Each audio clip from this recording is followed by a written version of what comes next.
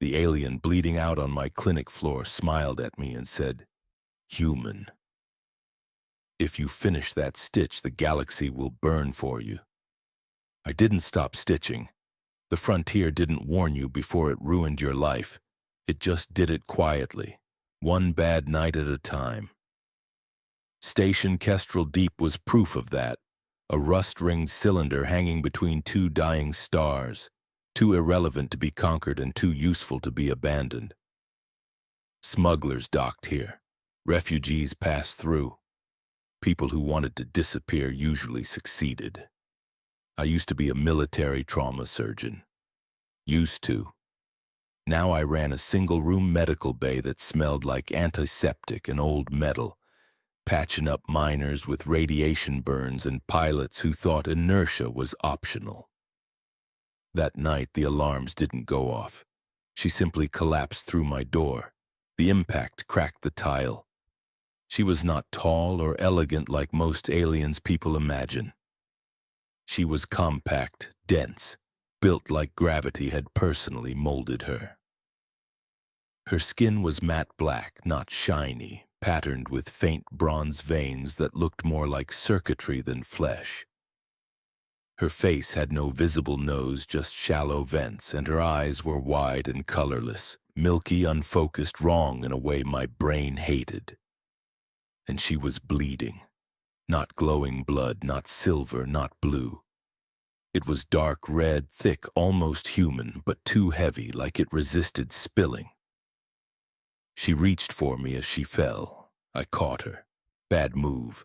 The moment my hands touched her, every scanner in the room screamed. The med table sparked.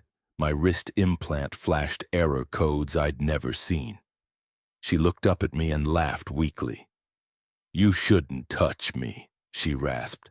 "Too late," I said, dragging her onto the table. "Don't talk. You'll waste oxygen." Her chest rose unevenly. Something had punched clean through her side. Not a laser, not kinetics. The wound edges were folded, like reality had been pinched. I sealed the door. "Who did this?" I asked. Her eyes focused. "The Wardens." My stomach tightened. Everyone knew that name. The Wardens weren't soldiers, they were custodians, the ancient species that decided who was allowed to exist long-term in the galaxy. They didn't conquer, they corrected. Entire civilizations vanished after their audits. Humans barely tolerated them. Barely. I cut away her armor.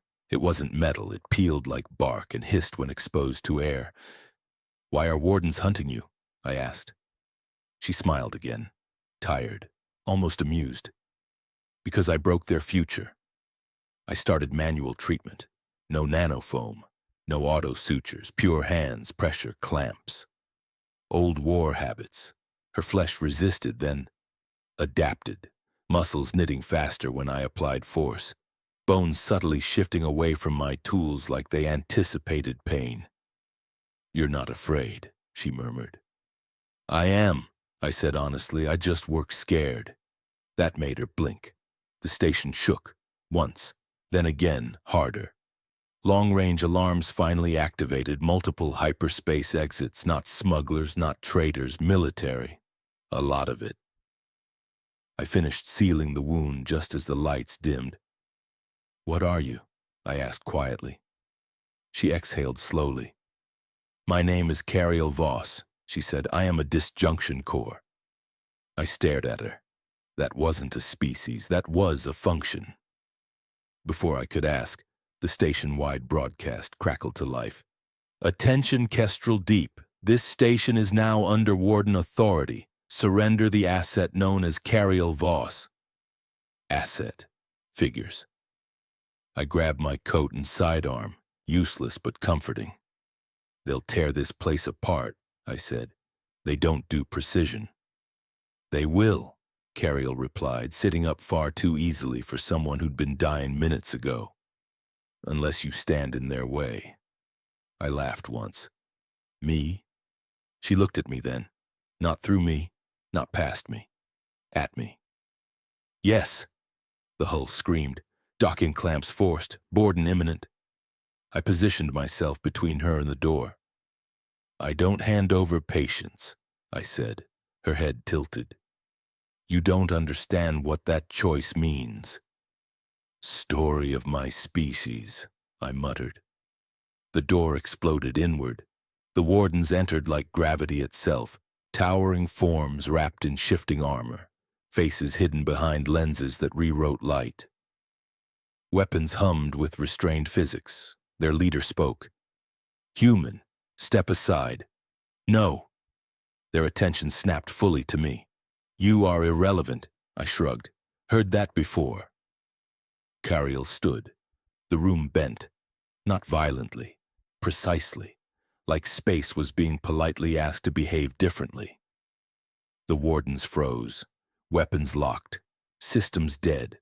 Across the station, engines stalled. Outside, through the viewport, I saw massive ships halt mid-drift like insects in amber. Cariel stepped forward. "You built your authority on inevitability," she said, voice layered now, multiple tones stacked imperfectly. "You forgot one variable." The warden leader strained against the force. "Correction is necessary." "Correction," she replied calmly, "is a choice." She turned to me. "Why?" she asked quietly. "Why protect me?" I thought of the battlefield, of screaming kids, of aliens who'd bled just like humans. "Because," I said, "someone patched me up once when they didn't have to." She nodded. Then she unfolded, not physically, conceptually. The air filled with equations I couldn't read but somehow understood. Probability collapsed. Futures rewrote themselves. "I am not a queen," Cariel said. "I am not a god." She faced the wardens. "I am a fail-safe, and you tried to delete me." The wardens knelt, every single one. Across space, their fleets powered down. Silence followed. After when the station lights stabilized and the alarms died, Cariel sat back on the med table, smaller now, contained. "I will leave," she said. "They will not follow." "You sure?" I asked. She smiled, soft this time, almost human. "They learned something today." "What?" "That humans don't step aside." Weeks passed. Word spread. Human ships stopped getting randomly audited. Trade lanes opened. Wardens withdrew from frontier oversight. No official explanations, just changes. I stayed on Kestrel Deep, still stitching wounds. Sometimes late at night I feel the station hum differently, like it's safer, like something watches, but kindly. And somewhere out there a being shaped like dark stone and bronze veins rewrites broken futures. Because once a human refused to stop stitching.